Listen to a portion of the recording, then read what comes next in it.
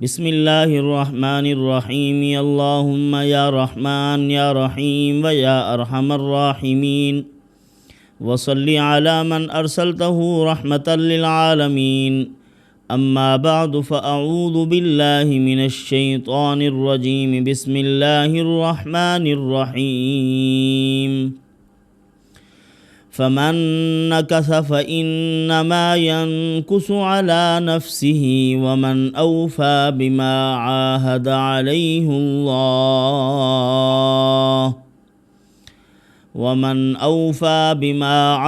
عليه الله فسيؤتيه أجرا عظيما آمنت بالله صدق الله العظيم۔ نہایت ہی واجب الاحترام بزرگان محترم، برادران عزیز، آج ہم آپ کی خدمت میں جو عمل پیش کر رہے ہیں، اس عمل میں پروردگار عالم نے عجیب قسم کی تاثیرات رکھی ہیں۔ ان اثرات و برکات میں سے ایک عظیم اثر یہ ہے کہ بدعہد دشمن کو توبہ کرنی پڑتی ہے۔ ایسا آدمی جو آپ کے ساتھ معاہدے کر چکا ہے، یا ایسا شخص جو عہد کر کے توڑ چکا ہے اور کسی عہد و معاہدے میں نہیں آنا چاہتا، وعدہ وفا جانتا نہیں ہے کہ کیا ہوتا ہے، اور ہر قسم کی کوششوں کو ناکام بنا دیا اس نے، خود بھی جو معاملے والا آدمی ہے، مدعی جس کو کہتے ہیں، وہ پوری کوشش سے اس کو سمجھا رہا ہے، اور اس کے بڑے بھی آئے اس کو سمجھایا۔ اس زمانے کے جو بڑے بڑے مقتدر طبقے کے لوگ تھے انہوں نے بھی سمجھایا، لیکن کسی کی بات سمجھ نہیں آ رہی اس کو۔ اس بات پر اڑا ہوا ہے کہ میں نے دینا ہی نہیں ہے، دیتا بھی نہیں ہوں، زمین ہے تو اس پر قابض ہے، پیسے ہیں تو ان کو اس نے غبن کیا ہوا ہے۔ کسی بات، کسی عہد، کسی معاہدے، کسی بڑے کا کوئی پاس و لحاظ نہیں کرتا۔ ایسے آدمی کے لیے یہ آج عمل پیش کیا جا رہا ہے۔ ایک تو سورۃ فتح کی آیت مبارکہ ہے، اور دوسری اس کے ساتھ ایک دعا۔ اور اگر کوئی آدمی ٹال مٹول سے کام نہیں لے رہا، ہیلے بہانے نہیں ہیں، قیل و قال میں مبتلا نہیں، بس وہ بیچارہ مجبور ہے کہ میں تو دینا چاہتا ہوں لیکن کام نہیں بن پا رہا، کہیں سے کچھ رقم آ نہیں رہی، میں کروں تو کیا کروں؟ جو قرض دینے میں مخلص ہوتا ہے، اللہ کی مدد اس کے ساتھ شامل حال ہوتی ہے۔ اس آدمی کے لیے بھی سورۃ فتح کی آیت مبارکہ بیان کی گئی کہ قرض لینے والا آدمی پھر یہ دعا پڑھے اور قرض حاصل کرنے میں بھی اس کا معاون و مددگار بنے۔ جب وہ اس آیت مبارکہ کا ورد کرے گا، ساتھ اس کے سورۃ مزمل کو پڑھنا ہے 3 بار، جب پڑھ لے گا تو پروردگار عالم اس مقروض کے لیے آسانیاں پیدا کریں گے، وہ اس کا قرضہ واپس کرے گا۔ اور اسی طرح اگر ایسے دشمن ہیں جو صرف آپ کو ذلیل و رسوا کرنے کی کوشش کرتے ہیں، مثلا ایک آدمی پیسے کا غبن کرتا ہے، ایک آدمی آبرو ریزی یعنی کسی کی عزت کو چھیننے کی کوشش کرتا ہے، تو اس کے لیے بھی یہ مجرب ہے۔ جو آپ کی عزت کا دشمن ہے، آبرو کا دشمن ہے، آپ اس عمل کو کریں، پروردگار عالم اس آدمی کی سازشوں کو ناکام کریں گے، بے نقاب کریں گے، اور آپ کو اللہ پاک عزتوں سے نوازیں گے، وہ آپ کی بے عزتی نہیں کر سکے گا۔ تو برادران عزیز، ایسے کئی ایک مواقع آئے ہیں، اہل اسلام ان کے اعمال کا جب غلبہ ہوا تو جو کوئی چیز نہیں دے رہے تھے ان کو دینی پڑی، چھین چکے تھے، غصب کر چکے تھے، ان کو وہ چیزیں دینی پڑی، اپنی ذلت کو تسلیم کرنا پڑا، مانا انہوں نے، چاروں ناچار آخر کار کہنے لگے کہ بابا ہماری طاقت کام چھوڑ گئی ہے، ہماری قوت پرواز جواب دے چکی ہے، بس ہم تھک گئے ہیں، ہم آپ کا مقابلہ نہیں کر سکتے۔ ابو طاہر کرامتی تھا، ابو طاہر سلمان، کرامتا، ایک کرامتیہ ایک قوم تھی. یہ بدبخت آدمی، اس کے دماغ پر وہی بھوت سوار تھا جو ابرہہ بادشاہ کے دماغ پر بھوت سوار تھا کہ بیت اللہ شریف کی کوئی اجارہ داری تو ہے ہی نہیں، ہم بیت اللہ کو ویران کریں گے اور ہم بیت اللہ کے مقابلے میں اچھی تزئین و آرائش کے ساتھ ایک بہت بڑا محل تیار کریں گے اور اسی محل کے ارد گرد عوام کو گھمائیں گے. اور بے وقوفو، تمہارے بنائے ہوئے محل کے ساتھ کسی بزرگ کی، کسی اولیاء کرام کی، انبیاء کرام کی کوئی عادات یا ان کی کوئی خصلتیں یا ان کے کوئی اوصاف متعلق ہیں، یہ جو تم خود بناؤ گے اس کو زمین کے اوپر اگاؤ گے. مشرک بھی یہی کہتا ہے کہ خدا اوپر سے اگاؤ، خدا زمین کے اوپر اگاؤ. ہم اس خدا کو تسلیم نہیں کرتے جو ازلی ابدی شان رکھنے والا ہے، حی قیوم ہے، اس کو نہیں مانتے. خدا خود اگاتے ہیں، وہ خدا خود بناتے ہیں، اپنے ہاتھوں سے گڑھتے ہیں، اسی کو خدا مانتے ہیں. یہ جس کو تم خود اگا کے کھڑا کرو گے زمین کے اوپر، اور وہی تعظیم و تکریم جو بیت اللہ کی ہے اس کی کرواؤ گے، کیا ہو سکتی ہے؟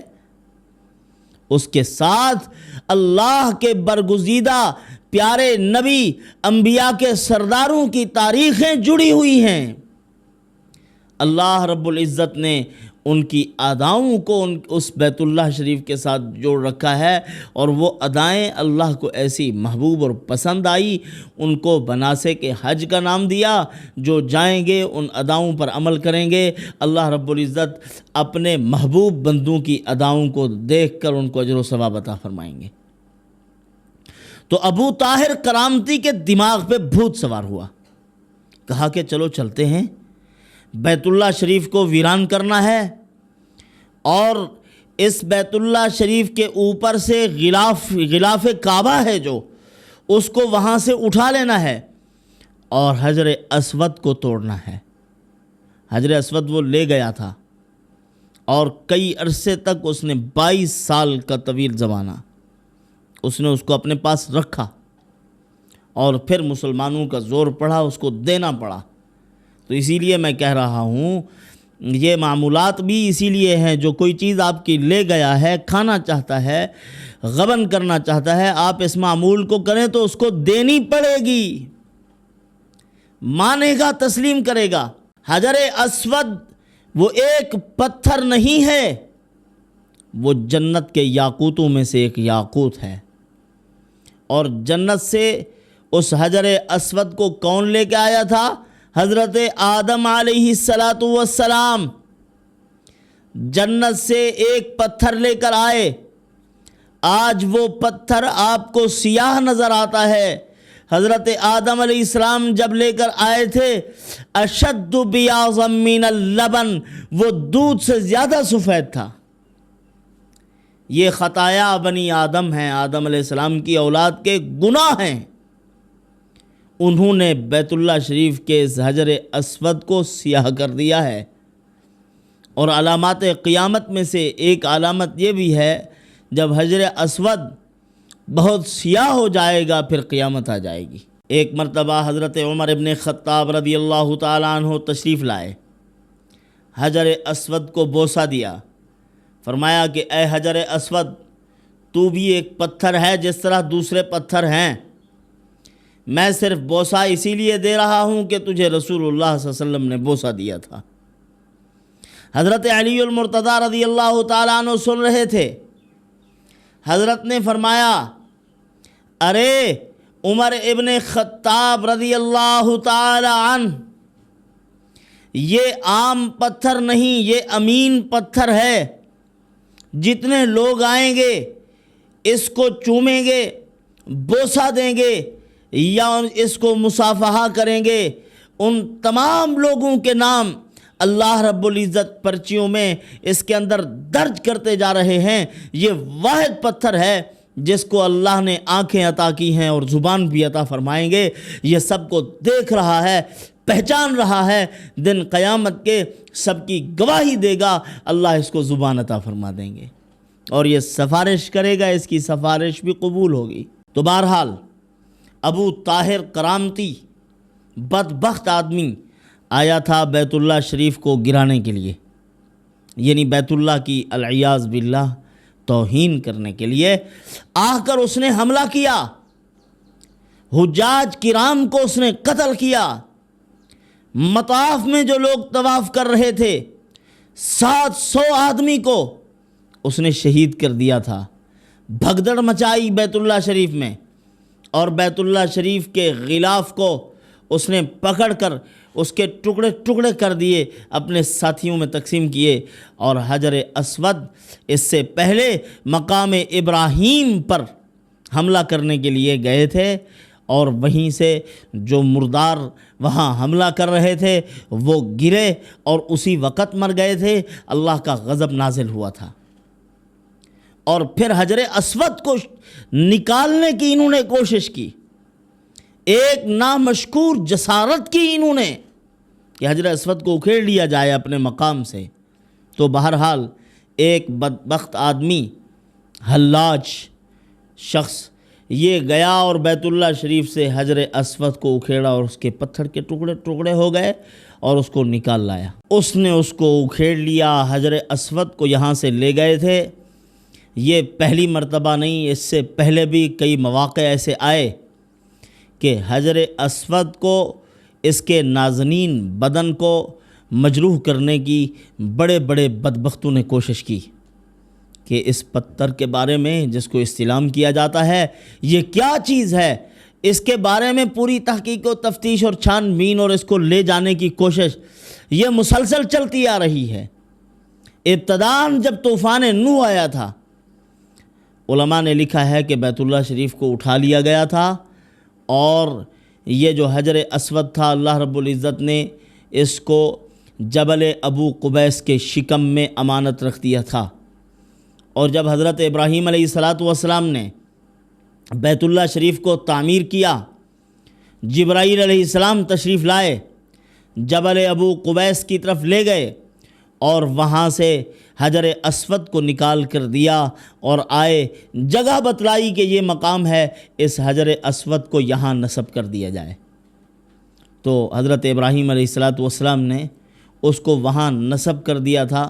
تو بہرحال یہ خون خرابہ کرتے ابو طاہر اور اسی طرح اس کے دیگر احباب جو اس کے ساتھ تھے، یہ خلافت بنو عباسیہ کا دور ہے جب ان کے اوپر زوال آیا تھا، اور غالباً اس کا جو زمانہ ہے 8 ذوالحج 317 ہجری، اور جب اس حجر اسود کو واپس لینے کی بات آئی، مسلمان اکٹھے ہو گئے، مسلم حکمرانوں نے ابو طاہر کے اوپر زور دیا تھا، کہا کہ ہمارا حجر اسود واپس کرو، اور آپ کو کرنا پڑے گا۔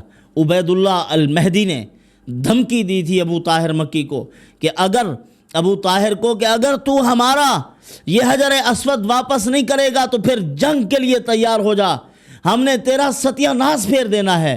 تو ایک طاقتور حاکم وقت تھے عبید اللہ المہدی، اس کی بات سن کر یہ تاب نہ لا سکا، اس نے کہا ٹھیک ہے ہم واپس کرتے ہیں۔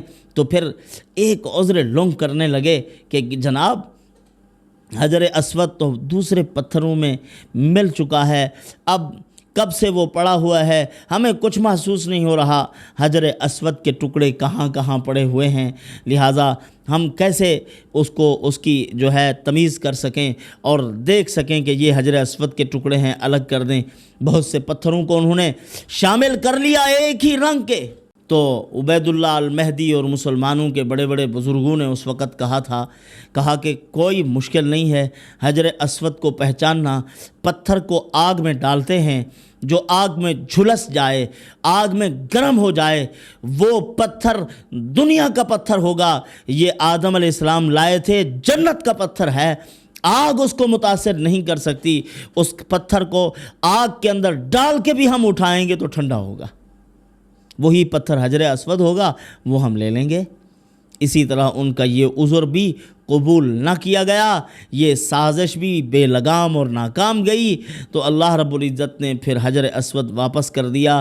یہ 329 ہجری کو ان کو واپس ملا اور حجر اسود کے مقام پر پھر دوبارہ اس کو نصب کر دیا گیا، اور الحمدللہ آج تک وہ باقی ہے۔ اللہ رب العزت نے ان بدبختوں کو ذلیل و رسوا کیا۔ یہ اجارہ داری کی باتیں نہیں ہیں، دارالہجرہ بھی اس نے بنایا تھا۔ ابو طاہر نے خوبصورت محل بنایا جس طرح ابرہ نے بنایا تھا ہجر میں، مقام ہجر ایک علاقے کا نام ہے، وہاں دارالہجرہ اس کا نام رکھا تھا۔ کہا کہ یہ پتھر ہم لے آئیں گے اور دیگر پتھر بنا کے ہم اس کے اوپر لگا کے لوگوں کو کہیں گے کہ وہاں حج پہ جانے کی ضرورت نہیں ہے، ادھر آ جاؤ۔ اللہ رب العزت نے اپنی تجلیات و برکات بیت اللہ شریف پر نازل کی ہیں، اور پروردگار عالم نے جو عظمتیں بیت اللہ شریف کو عطا کی ہیں وہ کسی اور مقام کو حاصل نہیں ہو سکتی۔ ہاں جی، اللہ رب العزت نے اس کو مقام عطا فرمایا۔ اسی لیے علماء نے لکھا ہے کہ معجز نما واپسی ہوئی ہے۔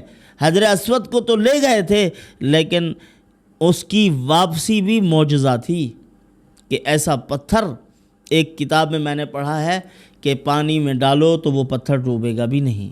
انہوں نے ڈالا، پتھر پانی کے اوپر تیرتا رہا، فرمایا یہ حجر اسود ہے، یہ پانی میں ڈوبتا نہیں ہے اور آگ میں ڈالو تو گرم نہیں ہوتا۔ اللہ تعالیٰ نے اس کی یہ تاثیر رکھی ہے۔ تو دن قیامت کے یہ حجر اسود جو ہے یہ بندوں کی دیکھ کر پہچان کر کے سفارش کرے گا کہ فلاں فلاں آئے تھے۔ اگر وہاں جانے کا موقع نہ ملے، استلام کر لیا جائے کافی ہے، دھکے دینے کی ضرورت نہیں۔ حجر اسود کے بوسے کے لیے کسی مسلمان کو دھکے دینا یہ جائز نہیں ہے۔ تو بہرحال جو عمل ہم پیش کر رہے تھے، وہ آدمی جو بدعہدی کر رہا ہے، کسی قیمت آپ کا مال، آپ کا پلاٹ اور اسی طرح آپ کی دیگر قیمتی اشیاء پہ قابض ہے، وہ دینے کو تیار نہیں، اب آپ اس کے اوپر یہ عمل کریں۔ سورۃ توبہ کی، سورۃ فتح کی آیت مبارکہ فمن نکث فانما ینکث علی نفسہ، اس آیت مبارکہ کو 300 مرتبہ پڑھیں، تاریک مکان میں بیٹھ کر، اندھیرا ہو، عشاء کی نماز کے بعد دشمن کا تصور کر کے، اور پھر آخر میں 300 مرتبہ یہ دعا پڑھیں، یا قاہر اطمس علی وجوہ اعدائنا، یا قاہر اطمس علی وجوہ اعدائنا، یہ پڑھتے جائیں۔ چند دنوں میں وہ آپ کی قیمتی متاع، آپ کا سامان، آپ کا پلاٹ آپ کو واپس کرے گا۔ بزرگوں نے اس عمل کی تاثیر کے متعلق لکھا ہے کہ اگر وہ بدبختی پر اتر آیا پھر بھی دینے کو تیار نہیں ہے، مسلسل مصیبتوں میں رہے گا۔ ایک مصیبت سے نکلے گا، دوسری میں پھنسے گا، دوسری مصیبت سے ابھی نکل رہا ہوگا، تیسری میں پھنس جائے گا، اسی طرح تسلسل کے ساتھ ذلت جھیلنی پڑے گی جب تک کہ آپ کا حق آپ کو واپس نہیں کرے گا۔ آج کل تو اللہ معاف فرمائے، نیت ہی یہی ہوتی ہے کہ مال بٹورنا ہے، غبن کرنا ہے، اس کو واپس نہیں دینا۔ اب وہ پیسے کھا گئے اور دینے کی نیت نہیں ہے، یہ چور ہے، یہ مقروض نہیں، یہ چور ہے۔ اور جو دینے کی نیت رکھتا ہے اس کے ساتھ اللہ کی مدد ہوتی ہے۔ اب اگر ایسا آدمی ہے، آپ نے اس کے احوال پر نظر کی، آپ کو معلوم ہو گیا یہ بیچارہ زور پورا لگا رہا ہے ادائیگی کا، لیکن یہ دے نہیں پا رہا، بیچارے کے حالات ایسے ہو گئے ہیں، تو اب آپ دعاؤں کے ذریعے سے، معمولات اور وظائف کے ذریعے سے اس غریب آدمی کا تعاون کریں، اس کی مدد کریں۔ اور دوسرا، الٹی چال چلنے والے کا علاج بتا دیا آپ کو۔ یہ جو سیدھا آدمی ہے اس کا حل کیا ہے، اس کے اوپر آپ یہ آیت پڑھیں، اس کا اگلا حصہ وَمَنْ أَوْفَى بِمَا عَاهَدَ عَلَيْهُ اللَّهُ فَسَيُؤْتِيهِ أَجْرًا عَظِيمًا، یہ بھی 300 مرتبہ عشاء کی نماز کے بعد پڑھیں۔ پھر اس کے بعد 3 مرتبہ سورۃ مزمل پڑھ کر اللہ تعالیٰ سے دعا مانگیں کہ اے پروردگار، یہ بیچارہ مجبور اور بے کس آدمی ہے، کوشش میں ہے کہ یہ قرضہ واپس ہو جائے، لیکن حالات سازگار نہیں ہیں۔ اے رب کریم، اس کے حالات کو سازگار بنا دے، یہ میرا قرضہ مجھے واپس کر دے، اس طرح دعا مانگیں گے تو اللہ رب العزت ضرور اس کے لیے اسباب پیدا کریں گے، اس کو وسائل عطا فرمائیں گے، مال عطا فرمائیں گے۔ انشاءاللہ آپ کا قرضہ وہ واپس کرے گا انشاءاللہ العزیز، اس کی عزت بھی بچ جائے گی، آپ کا مال بھی عزت کے ساتھ آپ کے ہاتھ لگ جائے گا، اور دوسرے لاتوں کے بھوت جو ہیں ان کا علاج میں نے آپ کو بتا دیا ہے۔ لاتوں کے بھوت باتوں میں نہیں آتے، پھر ان کے لیے وہی عمل ہے، وہ کریں گے، ذلت الرسوائی سے پھر وہ واپس کرے گا۔ اللہ پاک عمل کی توفیق عطا فرمائے۔ وما علینا الا البلاغ۔